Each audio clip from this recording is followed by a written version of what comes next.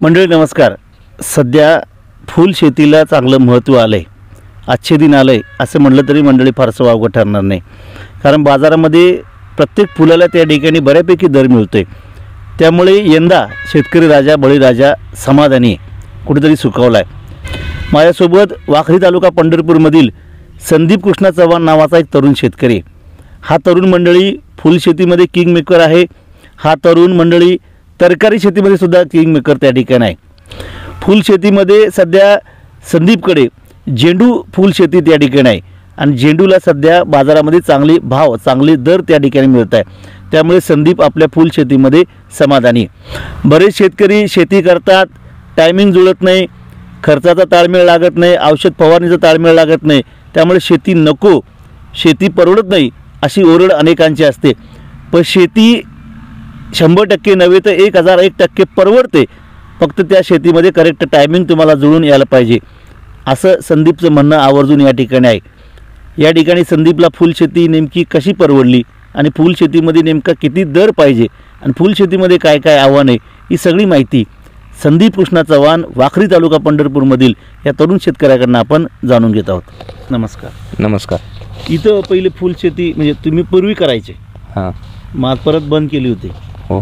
कशामुळे बंद केली म्हणजे काय मार्केटमध्ये दर मिळत नव्हता फुलांना, बरं त्याच्यासाठी बंद केली होती. परत आता फुलशेतीकडे आला. हां. आता ही झेंडू हां, किती एकर आहे सगळं? 2 एकर 10 गुंठ आहे. बरं, 2 प्रकारचं, एक पिवळा आणि एक तो लाल म्हणजे नारंगी कलरचा आहे. हां, ऑरेंज कलर. ऑरेंज कलरचा आहे. कधी लागवड झाली याची? मग 25 ऑक्टोबरला आपण ह्याची लागवड केली होती. बरं, लागवड अगोदर मशागत वगैरे सर्व मशागत केली. नांगर, फन, रोटरने, सरी सोडणे, मल्चिंग हातरणे, सर्व ह्या गोष्टी करून लागवड केली. लागवड कशी केली तुम्ही? 6 बाय 1.25 फुटावरती एक रोप लावले. किती रोपं लागली मग तुम्हाला? साधारण 15,000 रोपं लागली. 15,000? हां. मग रोपं लावल्यानंतर सगळी उगवली का? म्हणजे तुटाळ वगैरे काय नाही, तुटाळ कुठंच झालेलं नाही. बरं, सर्व रोपं व्यवस्थित आहेत, चिटकली. हां. बेड तुमचं पहिलंच होतं का मग तुम्ही म्हणजे अगोदर म्हणजे कसं? पहिलं ह्याच बेडवरती आपण दोडक्याच होतं. बरं, नंतर आता झेंडू लागवड केलेली आहे. म्हणजे बेड रेडीमेड होता? हां, बेड रेडीमेड होते, त्यामुळे बेडचा खर्च वाचला. हां. तुटाळ काही झालं नाही म्हणजे रोपं उगवायला सुरुवात झाली. मग खत पाणी कसं नियोजन होतं? मग कसं आहे, रोपं लावल्यानंतर काय त्याला फर्टिलायझर चालू झालं थोडं. बरं, हां. हां. नंतर परत औषध वगैरे? मग नंतर फवारणी, फर्टिलायझर ड्रिपमधून असेल, हे सगळं करत झाडं मोठी होत गेली. हां. फुलं कधी सेटिंग व्हायला सुरुवात झाली? साधारण फुलं 25 दिवसानंतर सेटिंग व्हायला चालू होतं. बरं, हां, लागवड केल्यापासून. बरं, हां. तिथून मग 1-2 वेळा त्याचं मग कळीला लागते त्यावेळेस 2 वेळा त्याची कळी तोडून टाकली जाते. लहान असते सुरुवाती. हां, रोपं लहान असते ती. मग रोपं मोठी होईपर्यंत त्याची 2 वेळा कळी ड्रॉप करून टाकतो आम्ही. नंतर 3ऱ्या वेळेस तुम्ही मग आलेलं फुल तोडतात? हां, नंतर 3ऱ्या वेळेस तिथून ते कळी धरली जाते. बरं. किती हाईट साधारण करा म्हणजे झाडाची व्हायला लागते? कमीत कमी 1.5 फूट तर हाईट व्हायला पाहिजे कमीत कमी. तिथून सेटिंग अवस्था चालू झाली पाहिजे. बरं. आता तुम्ही याला बागेला टमाट्यासारखं तार कामटी वगैरे लावली आहे. हां. मग म्हणजे कशा करता लावलं काय? ते आपण बेडवरती मल्चिंगवरती रोप लावलेलं आहे. मग ते झाडं पडू नये त्याच्यासाठी आपण ही रेडीमेडच फाउंडेशन होतं पहिलं, तार काठीचं दोडक्याचं. मग त्यालाच आपण एक सुतळीनं एका रोपाला बांधून घेतले. आणि साईडला पण तुम्ही अशा दोऱ्या लावलेल्या आहे, मग ते कसं करता? ते झाड पडू नये म्हणून इकडं. बरं. हां, म्हणजे पाऊस आला किंवा वारं सुटलं तर ते नुकसान होऊ नये म्हणून. त्याचा फायदा जाणवला का तुम्हाला? होय, 100% फायदा आहे. आता तोडा कसा घेता तुम्ही? आता तोडा आठवड्यातून 2 वेळा घेतोय आपण. पहिला कधी घेतला होता? पहिला तोडा म्हणजे 1.5 महिन्यानंतर घेतला आपण. बरं, हां. नंतर तिथून 4 दिवसाला तोडा. किती माल पहिल्याला किती माल आणि आता किती माल निघतो? साधारण पहिल्याला 500-600 किलो पहिला तोडा निघाला. बरं. 500 ते 600 किलो. नंतर हळूहळू 1 टन 1.5 टन 2 टनापर्यंत आता गेलेलो आहे. बरं 2 टनापर्यंत. हां. आता मग लेवल तीच राहील का वाढत जाईल कसं आहे? नाही, आता साधारण तीच लेवल राहील. 1800 किलो ते 2 टनापर्यंत. 2 टनापर्यंत. हां. किती तोडे होतील आता? किती दिवस चालले? साधारण महिन्यातून 8 तोडे होतात. बरं 16 तोडे होतील. 16 तोडे. हां, कमीत कमी. किती माल अपेक्षित तुम्हाला? अपेक्षित माल आहे 30 टनापर्यंत. 30 टनापर्यंत. आता सरासरी रेट कसा मिळतोय? आता सरासरी आत्तापर्यंत रेट 70 रुपये किलो मिळाला आहे. बरं. हां. आणि कमीत कमी? आणि कमीत कमी काय आता पुढं बाजार कसे राहतात, मग 40 राहते का 30 राहते हां. किंवा 50. हं. पुढचं काय आता 30 टन माल धरला, सरासरी रेट आपण किती पकडूया समजा? साधारण 40 रुपये रेट राहतील. मग 4 ते 12 लाख रुपये झाले. हां. मग खर्च आता किती होईल? खर्च काय, पहिलं रेडीमेड बेड असल्यामुळं बरोबर, तो खर्च वाच. मग मल्चिंग असेल, मेहनत असेल, तो खर्च वाचलेला आहे माझा. बरोबर. हां. मग साधारण खर्च 2-2.5 लाखापर्यंत येईल. हां. म्हणजे 10 लाख रुपये राहतील तुम्हाला हां. प्रॉफिट. हो रेट जर व्यवस्थित राहिला तर. हो हो तेवढं राहतील. पूर्वी तुम्ही झेंडू शेती करायचे आणि आता ही झेंडू शेती, काय फरक वाटतो तुम्हाला? म्हणजे कसं आहे, आता फुलाला रेट भरपूर आहे आता चालू परिस्थितीला. बरं. मार्गशीर्ष महिना आहे हं. आणि आम्ही मार्गशीर्ष महिना बघूनच आम्ही लागवड केली होती. बरं. आणि पूर्वी कसं जरा व्हरायट्या नव्हत्या अशा. हं. आता भरपूर व्हरायट्या नवीन मार्केटमध्ये आलेल्या आहेत. त्यामुळं पहिलं 1-2 व्हरायट्याच असायच्या. आता 1-2 आता व्हरायट्या जास्त आल्या. हां. पण बऱ्याच वेळा फसवणूक पण होती की हो. हां. रोपं उगवत नाही, काय वेळेस रोपं ती बीच येत नाही, हां. फुटाळ होतं. काय नर्सरीवाले काय करतात, फुलांचेच बियाणं तयार करून बर. तीच त्याच्यापासून रोपं बनवून स्वतःच तयार करतील. बर. हां. मग आपण शेतकऱ्यांनी काय काळजी घ्यावी? आता तुम्हाला नाही. अनुभव आहे, हां. तुम्ही ती पारखून घेत असाल, पण नवीन माणसाने कशी काळजी घ्यायची मग? नाही, त्याचं बिल घेणे नर्सरीचे, बर बर बर. GST बिल घेणे, हं. त्याच्यासाठी एवढंच, दुसरं काय नाही. का त्याने एखादा प्लॉट अगोदर बघावा वगैरे शेतकऱ्याने, जसं हां. डाळिंबला आपण मदर प्लॅन बघतो. हां, ते तर बघावंच लागतंय. बर. हां. कसं आहे, रोपं कुठून येते, ती कोण फसवतंय, कोण काय, ती लक्षात येतेच बर बर. बघितल्यावर. हां. आता एक झाड तुमचं किती किलो फुल देते साधारण? कारण झाड तर सगळं भरलंय, खालनं वर शेंड्यापर्यंत फुलं लागली सगळी. हां. एका झाडाला कमीत कमी 1.5 किलो आणि जास्तीत जास्त 2-2.5 किलोपर्यंत माल निघू शकतोय. तुम्ही दोन्ही प्रकार लावला, पिवळा पण लावला आणि दुसरा तो कोणता आपला? लाल. लाल. हां. दोघात काय कुठलं फुल बरं वाटतं तुम्हाला? नाही, दोन्ही चांगले आहेत. बर. हां. मग थोडंसं लालला थोडंसं ॲव्हरेज कमी राहतं थोडं, बर. पण दर चांगला मिळतो लालला. लालला. आणि पिवळ्याला? पिवळ्याला एक 10 रुपयाचा डिफरन्स आहे बर. पिवळ्या आणि लालमध्ये. बर. मग हा 100 गेला तर तो 110 जातोय किलो. हं. एवढं दोन्ही लावायचं काय म्हणजे काय तसं फायदा? नाही, कॉम्बिनेशन मध्ये लावलं तर कसं आहे, हार बनवायला हं. पिवळे फुलं आणि लाल फुलं बरोबर. दोन्हीचा वापर केला जातो. हं. त्याच्यासाठी आम्ही थोडंसं लाल अर्धा एकर लावले, पावणे 2 एकर पिवळा लावला. फुलशेतीला अडचण काय बसली हो तुम्हाला, म्हणजे काय वाटते प्रामुख्य अडचण? प्रामुख्य अडचण काय, ह्याच्या करपा आणि नागाळीचा प्रादुर्भाव बर. फुलाला जास्त असते. तुम्ही कशी काळजी घेता मग? काय त्याच्यावरती औषध आहे, ती फवारणे. बरेच वेळा लोक म्हणतात की एक तर दिवस मावळल्यावर करायच्या किंवा सकाळी करायच्या, ते कसं? आणि आमोशा पौर्णिमा, मग काय नेमकं असतं ते? नाही, आमुष्याला आळीचा प्रादुर्भाव होतो, बर. त्याच्यासाठी कीटकनाशक ही मारावंच लागतं. बर. आणि करप्यासाठी आपण बुरशीनाशक ही बदलून घ्यावं लागते. तरी टायमिंग कसं असतं फवारणीचं? मग फवारणीचं टायमिंग कसं आहे, आता थंडी दिवसात सकाळी दव भरपूर असते 10 वाजेपर्यंत. त्याच्यासाठी आम्ही सकाळी फवारणी घेत नाही, परत नंतर ऊन पडतं. बरोबर. हां. मग आम्ही साधारण 4 ते 6च्या दरम्यान आम्ही फवारणी चालू करतो. तुमच्या चव्हाण मळ्यातली सगळी तरुण मुलं अशी वेगवेगळी शेती करतात, हटके. फुलशेती असेल, तरकारी शेती असेल, आणि कमी 1 एकर 2 एकरमध्ये लाखो रुपयाचं उत्पन्न तुम्ही काढताय. काय म्हणजे कसं तुमचं मॅनेजमेंट चालतं सगळ्या तरुणांचं? नाही, आम्ही एकच आयटम करत नाही. बर. म्हणजे कोण फुलशेती करतंय, कोण फळबागा करतंय, कोण तरकारी शेती आहे. हं. असं सर्व आम्ही किती जणांचा ग्रुप आहे तुमच्या सगळ्या मळ्यात? हे आम्ही 9 जण भाऊ आहे, चुलत बरं. आणि सख्खे. बरं, सगळे. हां, हं. मग सगळे मिळून आम्ही वेगवेगळं पिकवलं जातं सगळं. म्हणजे एकाने एक लावलं की दुसरा तो लावत नाही, वेगळं काय तर हां वेगळंच. बरं. हां, हं. सर्वजण वेगवेगळी पिकं आम्ही घेतली जाते आमच्या शेतात. हां. हां, आणि मग कशी चर्चा कशी होती मग तुमची? काय नाही, आम्ही मार्केटचा अंदाज घेऊनच सगळं. मग लोक काय करते ती दर वाढला म्हणून लावून त्याच्याच सुटायचं. हां त्याच्याच पाठीमागं जायचं, त्याची लागवड करायची. नंतर मग सगळ्यांनी तीच लावल्यानंतर रेट पडले जातात. हां. तर मार्केटचं म्हणजे कसं तुम्ही मग काय अंदाज घेतात? मार्केटचा म्हणजे कसं आहे, नर्सरीतून कुठल्या ह्याला मागणी जास्त आहे, बरं. कुठल्या ह्याला कमी आहे. हां.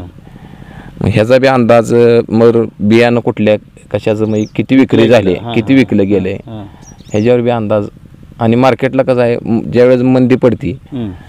त्यावेळेसच आम्ही लागवड, त्यामुळे त्या आता समजा फुलशेतीला मंदी पडली हां, हां. तर त्यावेळेस आम्ही त्याची लागवड करतो. म्हणजे ऑटोमॅटिक पुढं कालांतरानं पुढं उठावं. कालांतरानं महिन्यानं मग 1.5 महिन्यानं त्याचा 100% बाजार त्याचे वाढते. झेंडूला जमीन कशी लागते हो? हलकी ती मध्यम स्वरूपाची किंवा तिन्ही प्रकारची जमीन चालते. बरं. आणि हां. पाणी? पाणी काय असं हाय, 1 दिवसाडाच आम्ही 2 तास. दिवसाड. हां, 1 दिवसाड 2 तास देतोय. आता याच्यावर तार कामटी लावल्यामुळे फरक जाणवला तुम्ही म्हणताय. हां. झाड मग किती उंच जातं तरी शेवट? कसं आहे, आता आपण ऑक्टोबर महिन्यात म्हणजे थंडी भरपूर असते. बरोबर. हां. थंडी या दिवसात ह्या रोपांची वाढ कमी राहते बरं. आणि इतर वेळेस आपण हाईटला डबलच फरक पडतो. म्हणजे आता समजा 3 फूट गेली हं. तर इतर वेळेस 4 फूट 5 फुटापर्यंत झाडाची वाढ होऊ शकते. हं. आता साधारण थंडीमुळं 1-1.5 फूट वाढ कमी आहे बरं. रोपांची. बरं. हां, झेंडूला काळजी काय घ्यावी लागते? आता तुम्हाला रेट पेन सापडला, माल पण भरपूर निघतोय. 2-2.5 किलोच्या दरम्यान तुम्ही एक झाड माल देते म्हणताय. हां. काळजी काय घ्यावी लागते? वेगळी टेक्निक काय तुम्ही वापरता? म्हणजे काय नाही, वेळच्या वेळेला करपा त्याचा बघावं लागते. पाणी जास्त चालत नाही बरं. झेंडूला. हां. काळी जमीन असेल तर पाणी जास्त चालत नाही, मग करप्याचा प्रादुर्भाव भरपूर होतो त्याला. हं, हं, हं. मग त्यासाठी पाण्याचं शेड्यूल व्यवस्थित ठेवणे हं. आणि कीटकनाशक आणि बुरशीनाशक हं. हे 4 दिवसाला कंटिन्यू करत राहणे. आता एवढी फुलं तोडायला मजूर वगैरे मिळतात का? होय, मिळते मजुरांची. फवारण्याला वगैरे फवारण्याला स्वतःच करतोय फवारणी. सगळं स्वतः? हां, सगळं स्वतः. किती वेळ तुम्ही शेती का? सगळे फुल टाइम शेतीच? फुल टाईम शेती. मग आता तुमचे इतर मित्र गावातले इंजिनियर डॉक्टर वगैरे झाले असतील, हां, त्यांची तुमची ज्यावेळेस मीटिंग होते किंवा भेटगाठ होते, हं, तुमचं उत्पन्न आता ही 60 दिवसामध्ये 10 लाख हां. आणि त्यांची पगाराची चर्चा होत असेल की? होती कोण चर्चा. त्यामध्ये पुढाकारी असतो? सरस कोण ठरतं त्यामध्ये? आता सरस मला म्हणते ती तू वर्षाला 30-35 लाख मिळवतोय म्हणजे शेतीतून. पण राबावं लागते ना. हां, पण राबावं लागतंय. हां. तसं 24 तास ह्यात लक्ष द्यावं लागतंय. बरोबर. हां. तसं बाकीचं इतर त्यांचं टायमिंगनुसार काम असते त्यांचं. 8 तास 8 duty. तास 10 तास ड्युटी आहे. हं. तसं ह्याला ड्युटी म्हणून चालत नाही. कधी कधी एनी टाइम रात्रपाळी लाईट असते, रात्रपाळी जागरण करावं लागते. हं. दिवसा असलं की काय तेवढंच हे होते. फुलशेतीला आता दर नाही आहे, हमीभाव फुलशेतीला नाही. इतर पिकांना आता हमीभाव मिळायला लागलाय. हां, मग फुलशेतीमध्ये कुठलं फुलशेती तुम्हाला सोपी वाटते? मग झेंडू असेल किंवा इतर काही शेवंती असेल, इतर काही? नाही, शेवंतीपेक्षा झेंडूचं बरं वाटतंय. म्हणजे मजूर कमी लागते त्याला बरं. झेंडूला. हां. आणि 4 दिवसातून एकदा तोडा असते झेंडूचा. आणि दर किती अपेक्षा तुम्हाला आहे? दर काय साधारण 40 रुपये जरी मिळाली हं. तरी बास होते. म्हणजे परवडण्यासारखा दर आहे 40 रुपये. आता लागवड कधी करावी? तुम्ही आता मार्गशीर्ष महिना बघून लागवड केली, हां, पण इतर शेतकऱ्यांनी, सर्वसामान्य शेतकऱ्यांनी समजा लावायचं म्हणलं हं. तर ती सुरुवात किती गुंठ्यापासून करायची आणि लागवड कधी करावी? आता छोट्यातल्या छोट्या शेतकऱ्यांनी 10 गुंठ्यापासून सुरुवात करावी हं. आणि एक 10 एकर क्षेत्र असेल ज्यांना, हं. त्यांनी 1 एकर क्षेत्रापासून सुरुवात करावी. आणि लागवड हंगाम कधी? लागवड हंगाम काय कसं आहे, मार्केटचा अंदाज घेऊनच लागवड तुम्ही करा. हं. नाहीतर कधी बी उठायचं, कधी बी काय बी म्हणजे लागवड केली हां. तर ती चालणार नाही. हां. म्हणजे मग ती पुढं मग रेट कसं आहे, लोक सगळी गणपती हं. नवरात्र दिवाळी हां. ह्याच्यासाठी भरपूर लागवड केली जाते. हं. मग त्यावेळेस मग दराचं ह्यावेळेस पूर्ण दर पडले गेले बरोबर. हां. गणपती दिवाळी दसऱ्याला. हां बरोबर.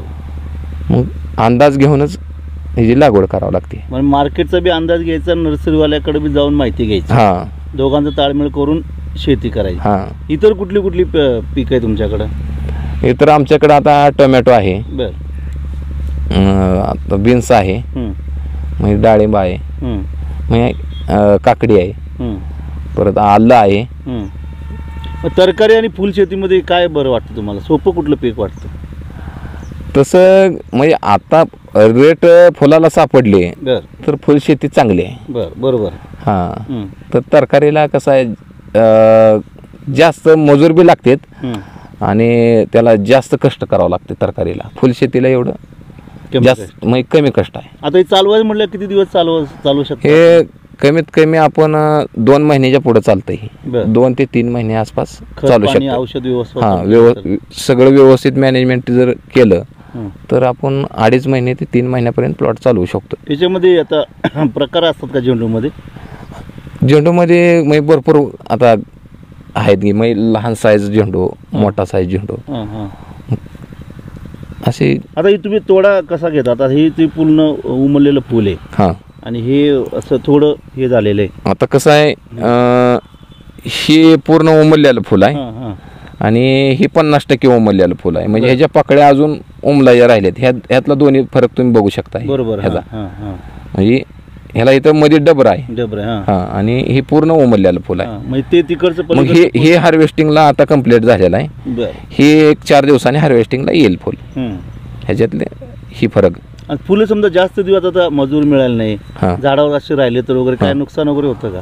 हां. मग झाडाची वाढ थांबली जाते टोटल. हां. परत कळ्या निघायच्या थांबल्या जातात हं. जर तोडा जर लांबवला तर. हं. म्हणजे झाडावरतीच फुलं राहिली जास्त दिवस हं. तर झाड पूर्ण ट्रेसमध्ये म्हणजे जाण्याची शक्यता असते. तुमचं शिक्षण किती झालं? माझं MA झालेलं आहे. तरी पण तुम्ही शेतीमध्ये हां. नोकरी केली नाही? नाही. नोकरदारापेक्षा चांगला पगार तुम्ही मिळवताय. होय. सध्या तर तरुण मुलं जी नोकरी मागे पळताय त्यांना काय सल्ला देणार तुम्ही? त्यांची घरची शेती त्यांनी व्यवस्थित जर पिकवली हं. तर त्यांना नोकरीच्या पाठीमागे लागायची काहीच गरज नाही. हं. तुम्ही 2-3 महिन्यामध्ये लाखो रुपये तुम्ही कमवताय. हं. मग आता बरेच शेतकरी हे जे आपण यशोगाथा करतो, हं. या आकडेवारी बघून बऱ्याच शेतकऱ्यांना वाटतं हे काहीतरी चुकीचं सांगताय, होत नाही, मिळत नाही वगैरे. तुमचं काय म्हणणं आहे? नाही. कसं आहे, कुठलीही गोष्ट करताना मनापासून केली पाहिजे हं. आणि मनापासून केलेली गोष्ट हं. ही 100% सक्सेसफुल होती. हं. 100%. हं. मग कसं आहे, मग करायचं म्हणून करायचं ती तसलं नको आहे. बरं. म्हणजे कष्ट जिद्द पाहिजे हां. आणि मन लावून केलं तर बरोबर. 100% त्यात फायदा होतोय. तुम्ही आता फुलशेतीकडे पुन्हा आला, हां. चांगलं उत्पन्न, चांगले दर मिळालेले, मग फुलशेती वाढवणार का तरकारी कसं? नाही. कसं आहे, मार्केट कसं चालतंय, कुठल्याला काय चालतंय. बरं, म्हणजे तरकारीचं आहे का फुलशेतीचं आहे बघायचं? नाही, दोन्ही मार्केट चालतात. पण ज्या वेळेस दोन्हीचाही अंदाज घेऊनच केलं जातं हे सगळंच. याचं मार्केट मग लोकलला आहे का बाहेर कुठं? ह्याचं आता आम्ही सध्या पुणे मार्केट आणि पंढरपूर मार्केटला ह्याची विक्री करतोय सध्या. बरं, मग रेट कुठं चांगला मिळतो? दोन्ही ठिकाणी? दोन्ही ठिकाणी. कसं आहे, पंढरपूरचं छोटंसं आहे मार्केट, पुण्याला भरपूर मोठं मार्केट आहे. पेमेंट वगैरे व्यवस्थित होतं का? पेमेंटचं काहीच अडचण नाही, फसवणूक वगैरे? अजिबात नाही फसवणूक होत. फुलशेतीमध्ये प्रामुख्य अडचण काय आहे, म्हणजे कुठली असतील, काय काळजी घ्यायला पाहिजे शेतकऱ्यांनी?